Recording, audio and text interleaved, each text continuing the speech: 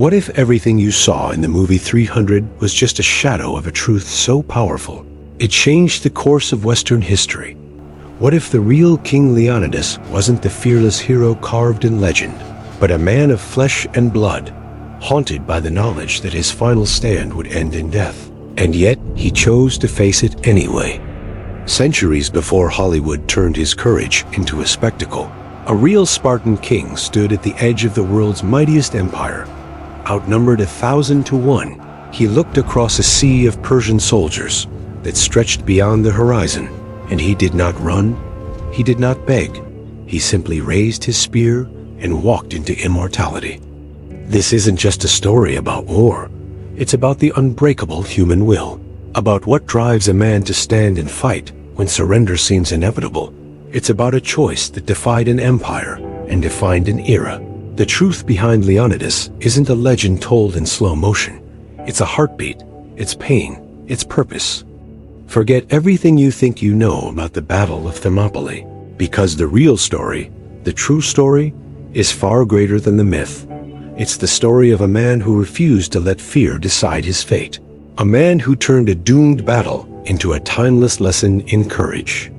When the movie 300 hit theaters in 2006, it became a global phenomenon. Audiences were captivated by the raw power, the stylized violence, and the unwavering courage of men standing against impossible odds. It wasn't just a movie. It was a myth reborn, a visual poem about bravery, loyalty, and honor. It shaped how millions imagined ancient Sparta, a land of warriors bred for battle, men sculpted from discipline and fire. But as with all legends, Hollywood only scratched the surface. Behind the slow-motion battles and blood-soaked speeches lies a story even more profound, because the real Leonidas didn't fight for cinematic glory or dramatic effect. He fought for survival, for freedom, for Greece itself. The truth behind his stand is far more complex, brutal, and deeply human than any film could ever capture. To understand the man behind the myth, we first need to step into the world that forged him, a world built on discipline, obedience, and the unyielding pursuit of strength. Sparta was unlike any other city in ancient Greece. While Athens celebrated art, philosophy, and democracy, Sparta worshipped endurance, order, and war. It was a society where weakness was purged and fear was trained out of every heartbeat. From the moment a Spartan boy was born, his life was no longer his own. He belonged to the state, to the machine of war. The movie 300 gave us a taste of that, but in reality, it was much harsher. Spartan children were inspected at birth, and if found unfit, they were left to die. The survivors entered the agoge, a brutal training system designed to break the body and forge the will. By the age of 7, they were taken from their families, taught to fight, steal, endure pain, and never show weakness. They learned that courage was the highest virtue, and surrender was worse than death. Leonidas grew up in this crucible, not as a king, but as a warrior among warriors. He wasn't born to rule, in fact. He wasn't even the heir. He was one of twin sons born to King Anaxandridas, and the throne was expected to go to his brother Cleomenes. But fate had other plans. Through circumstance and loyalty, Leonidas rose not because of privilege, but because of his unwavering dedication to Spartan ideals. He wasn't the loudest or most ruthless, but he was steady, intelligent, and utterly fearless. And when the time came, Sparta would need a leader who embodied not just power, but purpose. By the time Leonidas ascended the throne around 490 BC, the Persian Empire had already become a colossal force, stretching from modern-day Turkey to the edges of India. Under King Darius and later his son Xerxes, it was the largest empire the world had ever seen. When they looked toward Greece, they saw a collection of small, squabbling city-states, divided by rivalries and politics. And yet, these fractured cities were about to stand against the might of an empire that had conquered entire civilizations. Leonidas knew the odds. He knew what Persia represented: the sheer scale of its armies, the vastness of its resources, and the ambition of its rulers. But he also knew something deeper, something the Persians could never understand: the power of unity through sacrifice and the unbreakable spirit of free men defending their home. Before Thermopylae, Greece had already faced the Persian threat once before at the Battle of Marathon, where Athenian soldiers miraculously defeated a much larger Persian force. But that victory was temporary. It humiliated the Persians and ignited their desire for vengeance. When Xerxes took the throne, he vowed to return and crush Greece completely. He would not send an army to fight a battle. He would send an army to erase a culture. In the years leading to the invasion, tension rippled across Greece. Some cities prepared for war. Others submitted to Persian power. But Sparta, true to its code, stood firm. It was a city that refused to bow, and Leonidas, understanding both the stakes and the symbolism, prepared to make a stand that would echo through eternity. When word came that Xerxes was advancing with a force so massive it shook the earth, the Greek allies gathered to decide where to make their stand. The choice of terrain would decide everything, and Leonidas, with his calm authority and battlefield experience, knew the only chance lay at a narrow pass called Thermopylae, known as the Hot Gates, a place where numbers meant little and courage could mean everything. Thermopylae wasn't just a military choice, it was psychological warfare. Leonidas knew that facing an enemy with hundreds of thousands of troops in open ground would be suicide, but in the narrow choke point, between the mountains and the sea, the Persians' numbers would count for nothing there. A small disciplined force could hold off an army 10 times. Its size and every hour they held would give Greece precious time to unite. But this was not a decision made in haste or ignorance. Leonidas knew that to stand at Thermopylae was to walk toward death. It wasn't a matter of if, but when, and yet he went not as a martyr, seeking glory, but as a king who understood that sometimes a single act of resistance can change the course of history, that courage can become a signal, fire for generations to come. As he gathered his men, only 300 full Spartans were chosen, not because that was all he could muster, but because of a sacred law. The festival of Carnea forbade the full Spartan army from marching, but Leonidas wouldn't wait. He handpicked 300 of his best warriors, all of whom had living sons to carry on their names. These men were not selected for their strength alone, but for their legacy. They were chosen to represent the eternal spirit of Sparta. Alongside them came allies, thousands from other Greek cities, united under the Spartan banner. But it was Leonidas and his 300 who would become immortal. Their numbers were few, but their will was iron, their faith in their king unshakable. They were not fighting for victory. They were fighting for memory, for meaning, for the idea that some battles must be fought, no matter the cost. When they arrived at Thermopylae, the stage was set for one of history's greatest last stands. Imagine the heat rising from the rocky cliffs, the sound of waves crashing against the shore, and the narrow path where the Spartans would make their stand behind them. Greece waited in fear and hope ahead of them, a storm of spears and shields, and in between stood Leonidas, calm, unflinching, aware that what was about to happen would define his people for centuries. The movie 300 captured the violence, the blood, the heroic poses. But what it missed was the quiet strength of the man himself. Leonidas wasn't a myth shouting into the wind. He was a soldier leading men to certain death. He wasn't born with destiny written in gold. He carved it through choice, through pain, through the understanding that sometimes the only way to live forever is to die for something greater. And as the Persians approached, as their banners darkened the horizon and the sound of drums grew louder, Leonidas turned to his men, not to give a speech for glory, but to remind them why they stood there. He didn't promise survival, he promised remembrance. He didn't speak of victory, he spoke of freedom, because to him, freedom was worth more than breath itself. The myth of 300 Spartans is remembered as a story of defiance, but behind that myth was a man real flawed and determined, a man who looked at an empire and refused to kneel, and in doing so became something no movie could ever fully capture, a symbol of humanity's greatest strength, the courage to face the impossible, and stand anyway.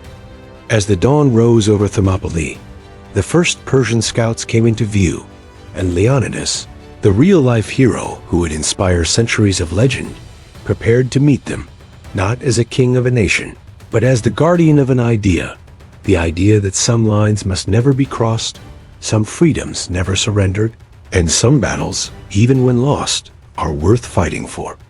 Because in that narrow pass, between mountain and sea, a man and his 300 would prove that even when the world collapses around you, courage can still hold the line.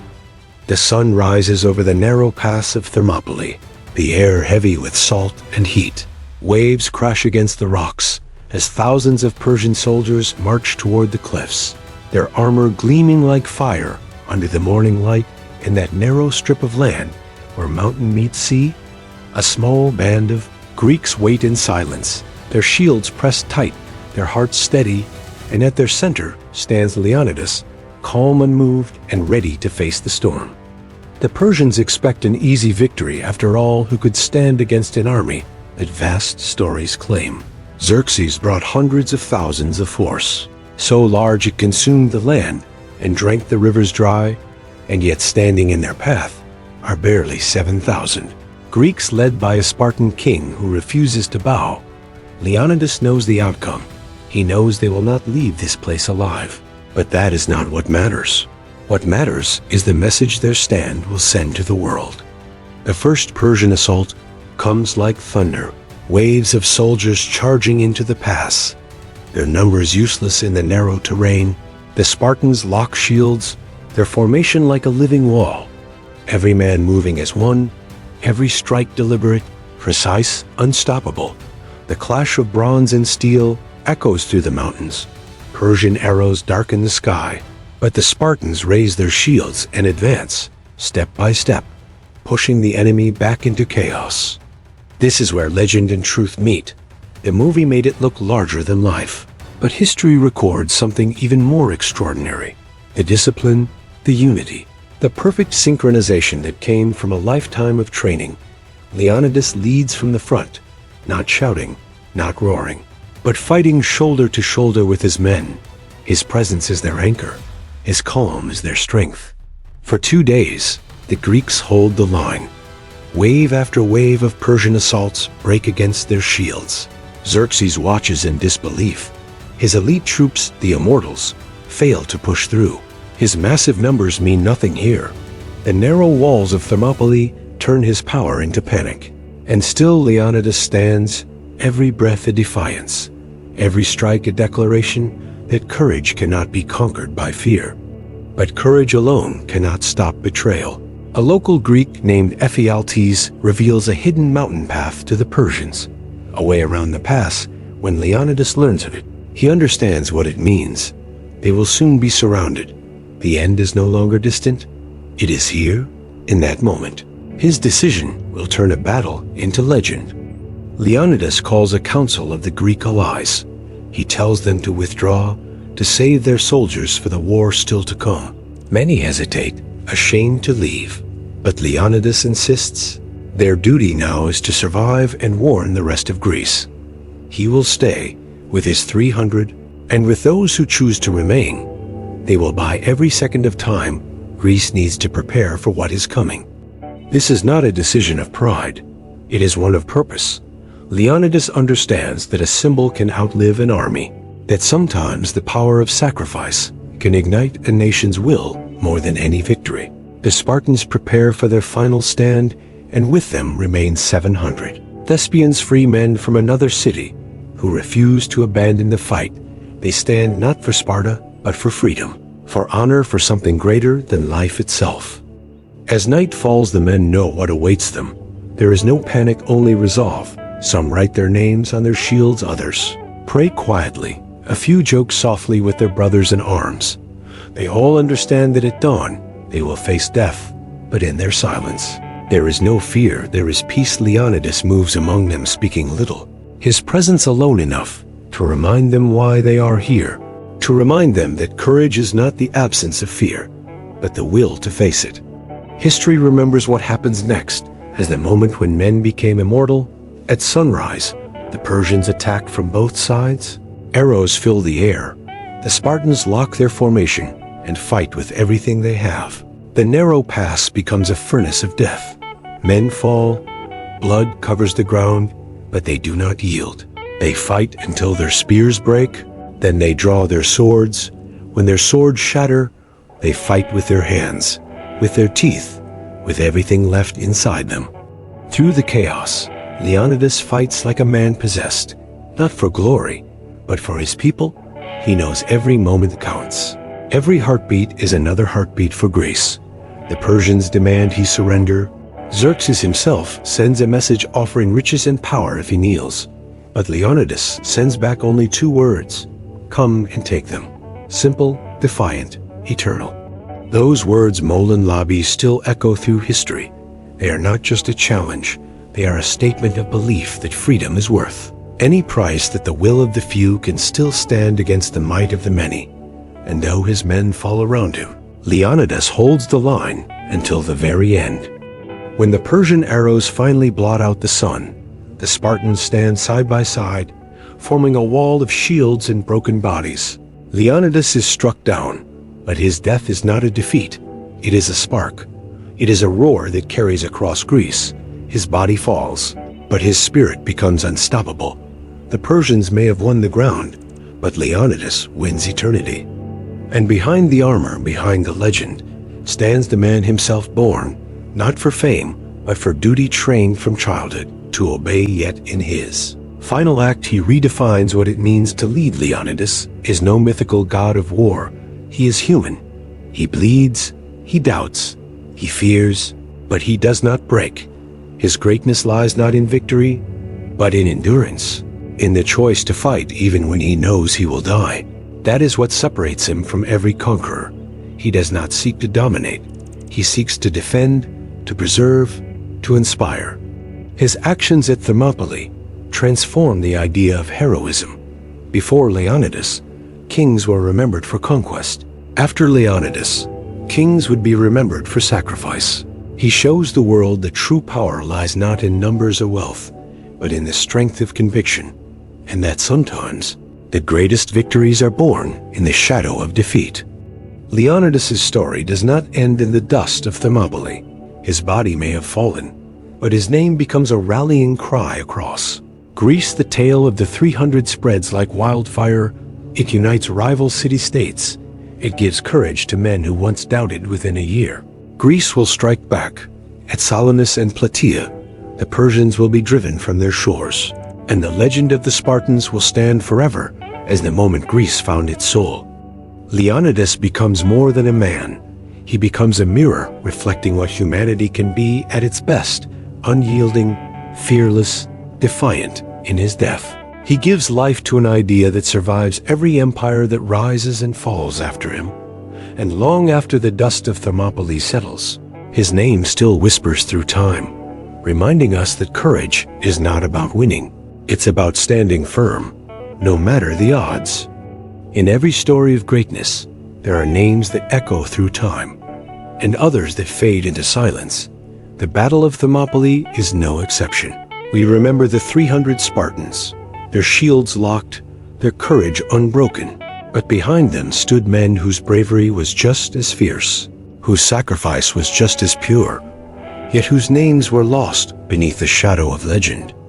Among those forgotten were the Thespians, 700 warriors from the small city of Thespiae, led by their commander Demophilus. They were not bound by Spartan law or royal decree. They chose to stay when others were sent away. They had no obligation, no fame to gain, no glory awaiting them. They stayed because they believed in the same ideal that drove Leonidas, the belief that freedom is worth dying for. When Leonidas ordered most of the Greek allies to retreat, the Thespians refused to leave. They stood shoulder to shoulder with the Spartans in that final stand, fighting until their last breath, their shields shattered, their armor broken, but their spirits unbroken. History rarely speaks their names, yet without them, the legend of Thermopylae would not be complete. They remind us that heroism is not born from lineage or power, but from choice. And there were others too, men from Thebes, who fought not because they wanted to, but because they were compelled to join the defense. Yet when the battle came, even they faced the same fate. Death under the storm of arrows. Their presence complicates the myth, reminding us that war is never simple, that bravery can wear many faces, even those history forgets. As the last day of battle unfolded, the Spartans and Thespians fought as one, forming a circle around the body of their fallen king, protecting him even in death, refusing to surrender his remains to the enemy. Their courage wasn't theatrical. It wasn't choreographed. It was real, raw, and human. And when they fell together, leaving behind a story that would outlive them all. The aftermath of Thermopylae was brutal. Xerxes ordered the body of Leonidas to be mutilated and displayed as a warning. But the message backfired. Instead of fear, it ignited fury across Greece. The sight of the defiled king became the spark of unity. Cities that once argued and fought among themselves now rallied behind a single cause. The Persians may have won the pass, but they had awakened a nation. Within a year, the Greeks would strike back with vengeance. At Salamis, they would crush the Persian navy, and at Plataea, they would drive Xerxes' army from their land. The stand at Thermopylae became the heartbeat of those victories, proof that courage could turn the tide of history. And though the Spartans were gone, their spirit marched on with every soldier who picked up a shield in their name. For centuries, poets, historians, and philosophers have told and retold the story of the 300, but the truth behind it remains the same.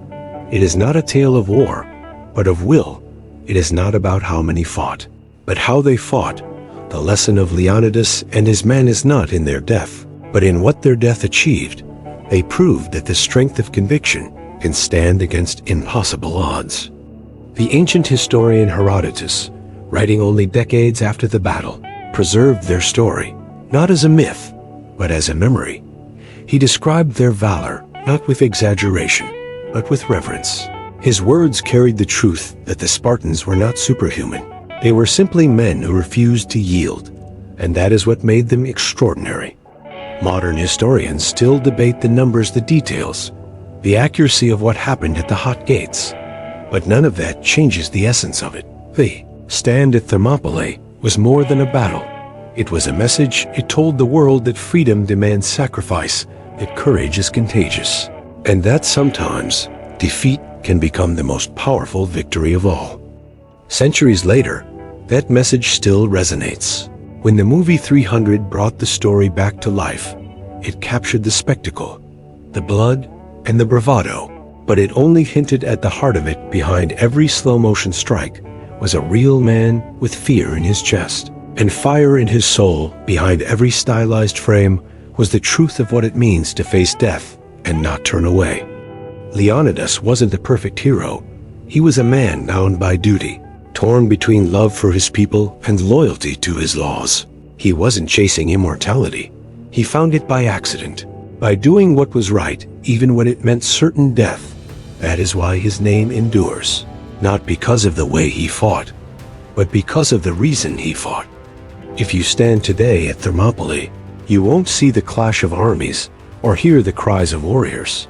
You'll see a quiet pass between mountains and sea, and at its center, a stone monument stands with a simple inscription. It reads, "Go tell the Spartans, stranger passing by, that here obedient to their laws, we lie." Those words are not about pride. They are about purpose.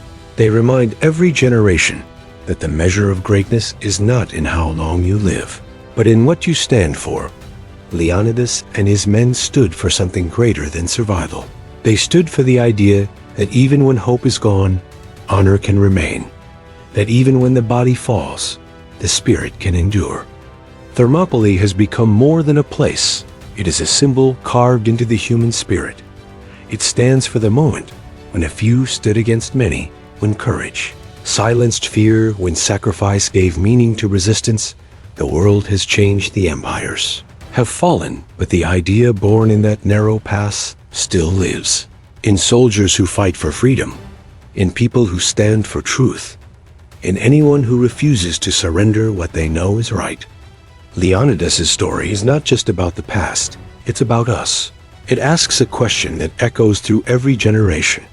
When the odds are impossible and fear is overwhelming, what will you stand for? It reminds us that courage is not something we are born with. It is something we choose again and again. In every act of defiance, in every moment we refuse to give up. The movie 300 gave us a legend, but history gives us something greater. A man who lived and died for a cause larger than himself. A man whose silence spoke louder than armies, whose death breathed life into a nation, and whose spirit still whispers through time, reminding us that true heroism is not about surviving. It's about standing firm when everything else falls. And maybe that's why, thousands of years later, we still tell his story. Because deep down, we all want to believe that within us lies a spark of that same defiance, that same strength, that same courage to face the impossible and say, "Come and take it."